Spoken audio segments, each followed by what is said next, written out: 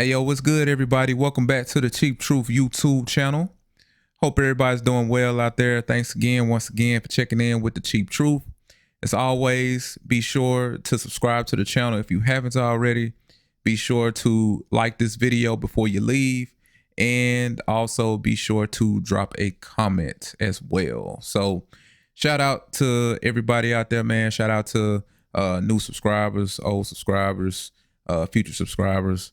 I appreciate you guys for dropping in. So what are we going to talk about today? So we are going to talk about a story coming out of LA, Watts to be exact. So as you can see in the still right here, the police officer, one of the police officers, decided to reel off and punch this guy because, I don't know, he just wanted to punch him. He was so angry, he just decided to punch him, even though his hands were behind his back and he was no threat to him. So I will play this news clip and then we are going to talk about it. An excessive force investigation is heating up after an LAPD officer punches a handcuffed man in the face in Watts.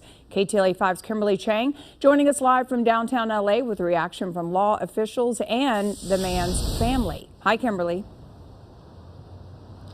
Lou, hi, and LA's police chief now addressing the incident, saying this morning that he has called for the investigation to be fast-tracked. There was a news conference earlier today. Civil rights advocates and attorneys called for criminal charges against the unnamed police officer who was captured on camera punching a man. Police said he was resisting arrest, but the man's family says the video speaks for itself.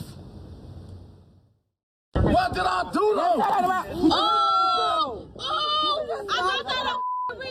This is a portion of cell phone video that has gone viral. It shows an LAPD officer punching a man in the face as they're trying to take him into custody.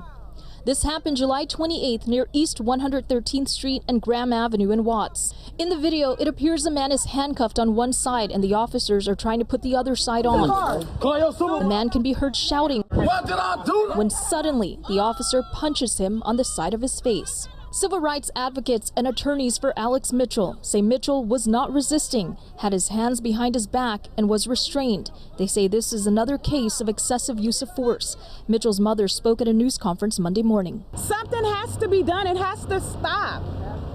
It has to stop. To see my only child handcuffed, punched in the face while he was complying. I have a problem with that.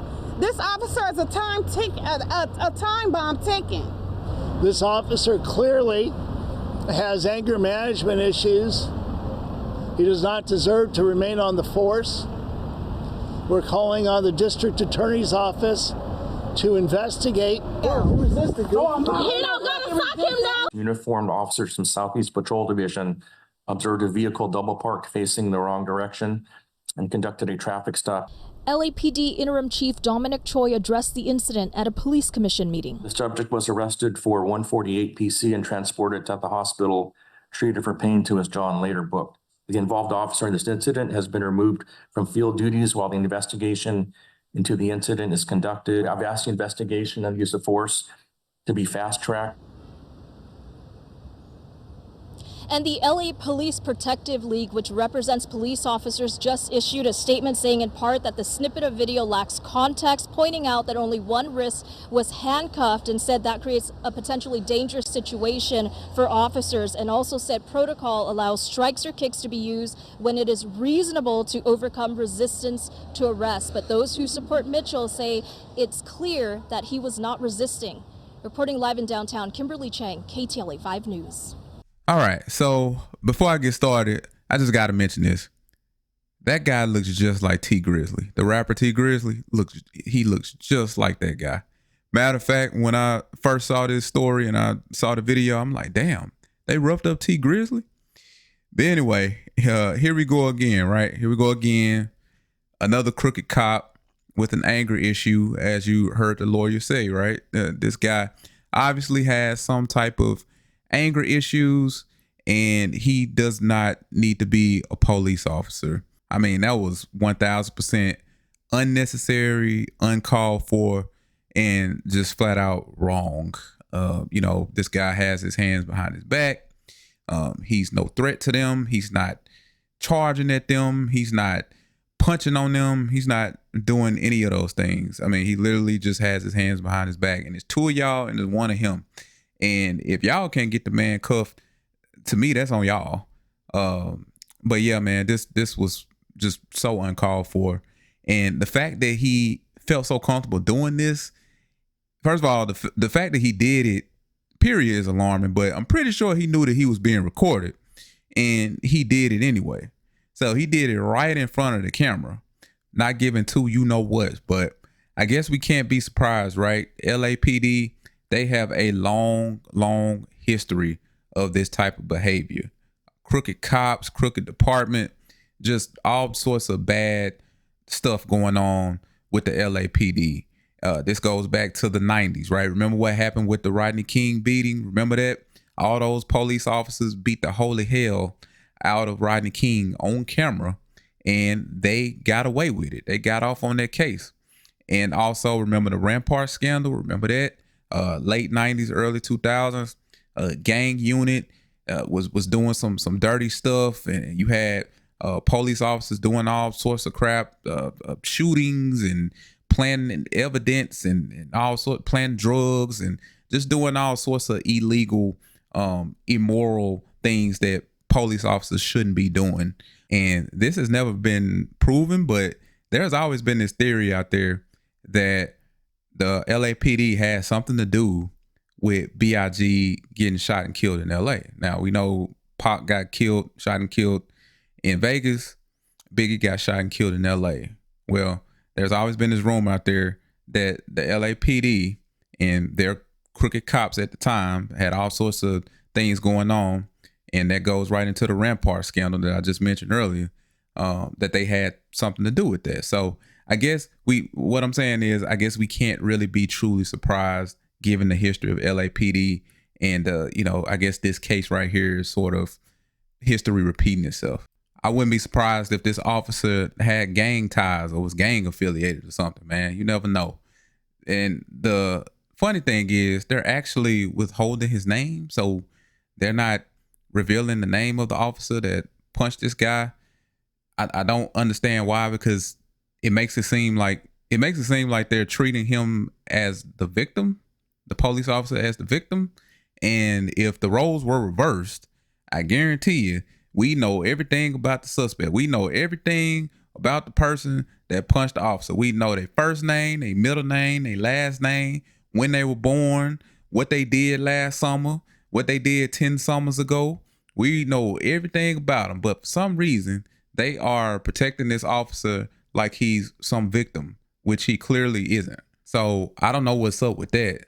And I also don't know what's up with the other officer not saying anything. Like, damn, bro, like you could have said something. You could have checked your partner and been like, hey, bro, like, no, that's not what we doing. Like, that's wrong. Like, don't do that. He didn't say anything. He just went on about his business. And I guess he just went on about his business because apparently that's the way that they're trained. So it says here, despite the outcry from many who've seen the video, Craig Lally, president of the Los Angeles Police Protective League, placed the blame on Mitchell, not the officers. So Mitchell, that's the guy who got punched. This incident never happens if the individual is not double parked facing traffic, thus creating a traffic hazard. And if the individual simply complies with simple requests from the responding officers instead of resisting, Lally said, the officers followed their training, and sometimes placing someone into handcuffs gets physical. It is the suspect's actions that most oftentimes dictates the level of physicality. Okay, so if we're going by that last line alone, suspect's actions dictating physicality, well then, I mean, that's like open and shut case right there, because at the end of the day, this guy didn't punch the officer. He didn't do anything. He wasn't fighting him. He wasn't trying to do something to him, do harm to him. His hands were literally behind his back. So I guess that means that you got to punch him. So that's what that means. That doesn't make any sense. And this is one of those things that just irks me so much about police sometimes, bro. It's just this brotherhood that they have, and how policemen just don't do anything wrong, and that this was warranted, that this level of force was warranted. This guy with his hands behind his back deserved to be punched because he double parked. Oh my God, I can't believe it. Oh my God, stop the presses, y'all. He double parked and he was parked the wrong way. Oh my God, well, gotta slap him up for that. Gotta punch him in the face for that. And then the police had the nerve to make this statement right here. It says, that strike enabled officers to complete the handcuffing, police said. And the Protective League added that the use of strikes complies with LAPD protocol when an officer is trying to overcome active resistance to arrest.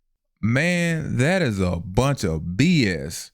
I don't know, man. Y'all tell me what you think. But there is a such thing as equal force, right? It's the same reason why if you, the person listening to this right now, shout out to you, if you were to ball up a piece of paper and throw it at me, I can't then take out a gun and shoot you. I can't take out a knife and stab you, right? Now, if you were to take out a gun and shoot at me and I shoot back, now that's different, right? So just because, let's say that this guy, let's just want to say, hypothetically speaking, he was resisting, right? Let's just say that he was resisting and he, for some reason, wouldn't fully put his hands behind his back. So that means that you got to punch him, right? It's two of y'all now. I'm gonna go back to that. It's two of y'all, and this one guy. I understand he's a big dude. I get it. But two of y'all should be able to handle that, and you should be able to handle that without having to physically harm this guy and punch him in his face. Just because he's doing, let's just say that he is doing a little resist, that doesn't mean that you have to punch him in the face. The same reason why, if you throw a piece of paper at me, I can't then take out a gun and blow your brains out. I'm going to go to jail, and I'm going to go to jail for life behind that. Oh, well, he threw a piece of paper at me. He threw a piece of paper at me. The judge's going to be like, okay, well, that doesn't give you the right to shoot him. Your life was like, I don't know, man. All this is just stupid. And it's just one of those things, bro, where, like I said earlier, the police just can't do any wrong, and they're always right, and they'll always get the benefit of the doubt. But I really hope that this guy gets criminally charged. He gets kicked off the force right now. I think he's on. I think they said that they took him off field duty, so I guess he's pretty much doing administrative work right now. But hopefully this guy gets kicked off the force and he won't ever be on another police department ever again, because it's obvious that he has problems. And if they really want to send a message, there has to be zero tolerance for this type of stuff, and they have to be held accountable. So anyway, man, you guys tell me what you think. Like I said earlier, if you haven't subscribed, make sure you subscribe to the channel, leave a like on the video, also drop a comment down below. And as always, make sure that you count your blessings, not your problems. I'm out. Peace.